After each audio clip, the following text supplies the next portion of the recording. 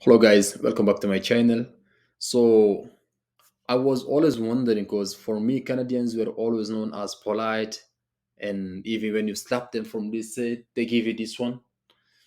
But apparently, hockey is the most beloved game to Canadians, and hockey involves fighting. And that didn't make sense to me. So now we are going to check something that is called Canadians change when they hear the word war. Let's get into it. Please don't forget to leave a like, comment, and subscribe to the channel for more content. Sorry, not sorry.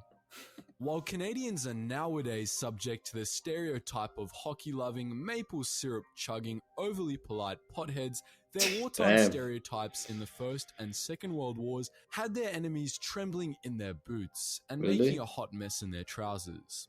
It's as if when the Canadians hear the word war, their insatiable desire for maple syrup and Canadian beer turns into an insatiable desire for blood.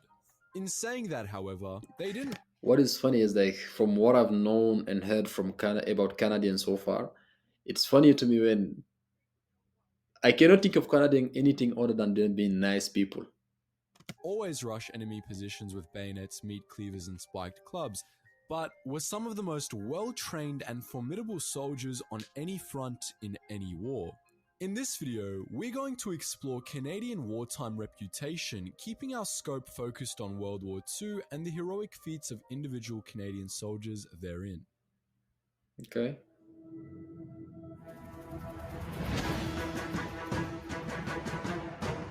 Canada, man, can't believe it.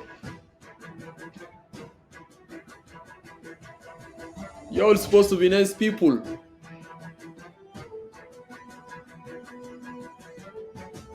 I won't be talking as much in this video as I used To to. get the puck sliding, let's move our scope quickly to the First World War, in which the Canadians laid the groundwork for their reputation as shock troopers.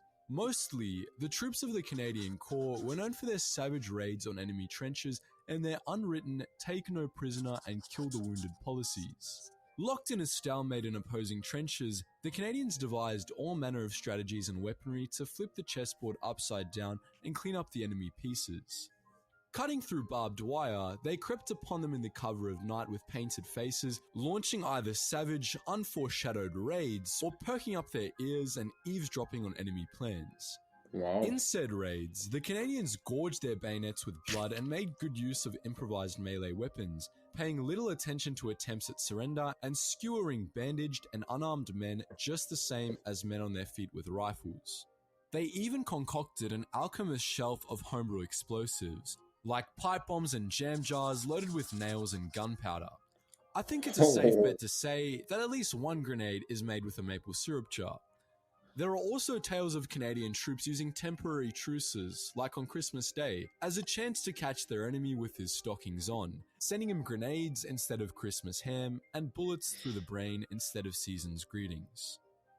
Now, it could Canadians. be argued that Canadians were acting out of vengeance, but couldn't that argument be used to justify most atrocities in most wars?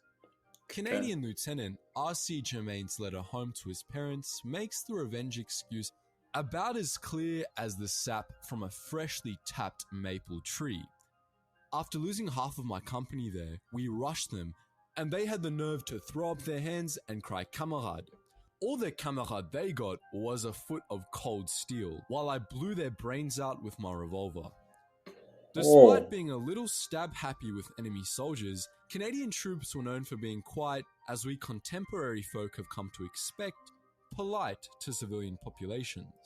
that's what I know Before about we have a look Canadians. at Canadian reputation in World War II and some of its stories, it might pay to know about Canada's involvement in the war. Canada waited until the 10th of September 1939 to declare war in Germany because it didn't want to follow Britain like a Commonwealth sheep. It took Oh, Canada until the 11th of June 1940 to declare war on Italy and the 7th of December 1941 to declare it on Japan. Overall, about 10% of Canada's population. okay. So I'm not very familiar with Canada. I know like the USA was a very powerful country back in the days, but how powerful was Canada back in the day? Because I'm not very familiar with Canada. Because like you always hear about when the USA entered the war, that was a turning point, and when Russia flipped. That was a turning point too. But what happened with Canada? Because usually when I hear about World War II, I don't hear about Canada. Population fought for her and the Allies. This amounted to around 1,100,000 Canadians serving in the Canadian Army, the Royal Canadian Navy, and the Royal Canadian Air Force. Of this 1,100,000, the majority were volunteers. Hmm. Canadians fought in almost every theatre of World War II, notably in the defence of the United Kingdom, the Battle of Hong Kong, the Dieppe Raid, the invasions of Sicily and Italy, the Normandy landings and the liberation of France, and the liberation Oh, of Belgium and the Netherlands.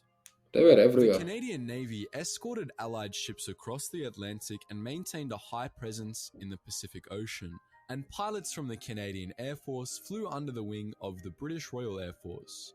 German submarines sunk Canadian naval and merchant vessels in the water of Canada and Newfoundland and attacked the loading pier at Bell Island.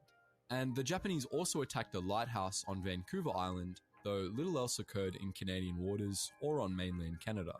Okay. Of the military operations in which Canadians were involved, their ferocity and inventiveness stood out in the Battle of Ortona, the Normandy landings, and the liberation of Belgium and the Netherlands. Through the Okay. medieval streets of Ortona, Italy, the Canadians and Germans engaged in brutal room-to-room, hand-to-hand fighting, with the Germans Hmm. eventually having to withdraw. Really? Here, the Canadians coined the tactic mouse holding, which is basically blowing holes in buildings to allow the passage of infantry rather than running into enemy bullets in the open. In the Okay. D-Day landings, the Smart. Canadians landed on Juno Beach, the second most resisted beachhead besides Omaha. The Canadians penetrated further inland than anyone else, coming up against some of the strongest units in the German military. In Belgium and the Netherlands, the Canadians spent thousands and thousands of Canadian lives to drive the Germans back and get food to the starving civilian populations. They even shared rations with civilians and gave them blankets. Some of the most intense Yeah, still, even though when they were maybe harsh in combat, but still, like, there's a reason why Canadians are called nice. They were sharing food and everything with the civilians. combat here was in the Battle of Scheldt, where the Allies fought through flooded terrain against stiff German defenses for about a month. This battle alone cost the Canadians more than 6,000 casualties. Hmm. This latter triumph, particularly the part about getting food to the starving civilians, is certainly keeping with Canadian tendencies in the First World War, though the following atrocity paints a bit of a different picture. Canadian Lieutenant Colonel Frederick E. Wiggle was shot dead on approach to the town of Friseute, Germany, and a rumor spread that it was a civilian sniper from that town who shot him. Back on that revenge train, the Canadians burnt down the entire town. The entire town for one man shot dead. Apparently moving its citizens onward before setting their homes on fire. It was discovered later that Wiggle was shot by German soldiers. Imagine after they burnt the whole city down. And all those people, like the civilians, what did the civilians do?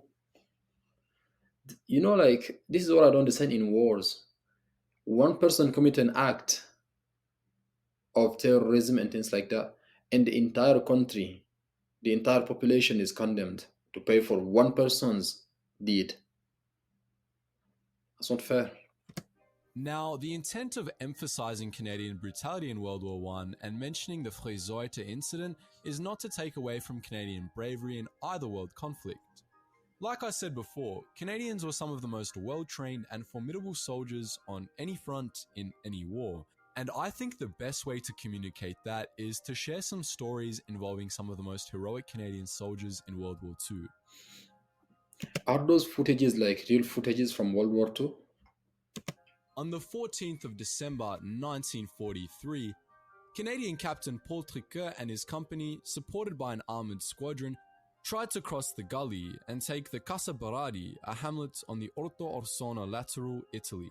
Under heavy machine gun and mortar fire, Triquet ran around organising and inspiring what remained of his men, saying, "There are enemy in front of us, behind us, and on our flanks. Yep. There is only one safe place. That is on the objective," Mhm. before charging forward and breaking through the enemy line. Okay. Triquet's company and the supporting tank squadron pushed right up to the edge of Casa Berardi, where he set up defenses and fought off a tank-supported German counterattack with whatever weapons he could find. He held the defensive perimeter against superior numbers until the rest of the battalion came in and relieved the company. Triquet's utter disregard of danger, his cheerfulness and tireless devotion inspired his men, and his tactical skill and leadership facilitated the capture at a vital point on the Ortona-Rossona lateral. Mhm. On the 18th of August 1944, Canadian Major David Vivian Currie was in command of a force of tanks, self-propelled anti-tank guns and infantry. His task was to block an escape route from the Falaise pocket in the village of Solimber-sur-Divers, Normandy. Currie went in alone to scout German defenses and to free the crew of 2 Allied tanks which were previously disabled. Under heavy mortar fire, he succeeded. The Germans then kept throwing counterattacks at Currie and his men until, on the 20th, one final German counterattack was thwarted by Currie, costing the Germans some 2,900 casualties. Throughout these 3 days of intense combat, Currie displayed gallant conduct and a contempt of danger, and collected and inspired his men. One of his officers said, "We knew at one stage that it was going to be a fight to the finish, but he was so cool about it, it was impossible for us to get excited." Over the 3 days, Currie barely got an hour's sleep, and when it was over, he fell asleep standing and then crashed to the ground. Wow. Currie's courage and devotion to duty had a far-reaching effect on the successful outcome of the battle. French-Canadian Corporal Leo Major was also in French Canadian, like, hold on, do the difference between English Canada and French Canada? Normandy, where he captured a German armored vehicle which held secret codes and lost an eye to a phosphorus grenade. He stayed in service, saying that he looked like a pirate. However, it wasn't in Normandy where Leo earned his first Distinguished Conduct Medal, but in the Netherlands in 1945. Actually, before we go there, Leo single-handedly captured 93 Germans in the Battle of Scheldt. Went out on a solo Single-handedly. reconnaissance mission in 1944. He escorted all 93 of them back to his camp, where he would not accept a DCM because he considered the person awarding it to him to be incompetent. Wow. Back to 1945 and the real DCM. That's a real soldier there. That was a real one. After breaking his back, ribs, and both ankles when the car he was in was hit by a landmine, Leo went on a recon mission with a friend in the city of Zwolle. His friend was killed, so Major continued alone, capturing a German soldier, making the soldier take him to his officer, who was in a bar, and then telling that German officer that the Canadian artillery was going to shell and kill them all. Leo then ran through the city, firing his gun and lobbing grenades, fooling the Germans into thinking the Canadian army was invading.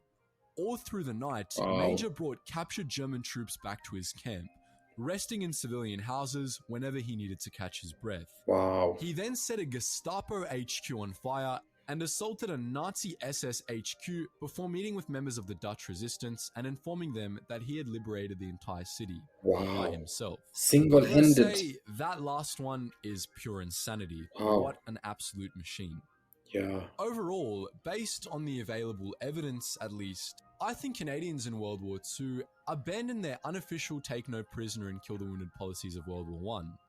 Obviously, this is a generalization, and the Frieseuter incident certainly demonstrates that they were at least capable of unjust violence, though there is no comparing the deeds of the Canadians to, say, the Germans, the Japanese, and the Soviets. As evinced by the stories of Paul Triquet, David Currie, and Leo Major, Canadian courage and formidability was in no short supply, and I believe modern-day Canadians should be proud of how the Canadian military cleaned up their act after World War I and made such a brave and significant contribution to an Allied victory in the Second World War. Anyways guys, make sure you let me know your thoughts on Canada and some of the super soldiers we mentioned in the last bit of this. Okay, that was an informative video, but I didn't know Canadians were capable of such cruelty, to be honest. Like, don't leave anybody, like, kill everyone, women, children, all of that. And because of one man shot, you destroy the entire city, and turns out that They weren't even responsible for what happened. I don't know if you guys saw, like, there was a video about of a old guy who was a veteran of World War II who was crying, man. He's saying like this is not what they fought for. Because if you think about it, those entire generations of the time of World War II, they were stripped away from their, they didn't experience anything except war. Like their entire life was taken away from them. The experiences, all the things they could have done was taken away from them. And look at like the last guy who was liberated the whole city by himself. That's what you call a man, man. That's what you call a man. Masculine man. That's what you call a man. And nowadays, whew, what is a man nowadays? Let me not get in trouble. I hope you enjoyed the video. Until next time, please like, comment, and subscribe to the channel. And let me down below on what you thought about the video and what you want to see next. Thank you.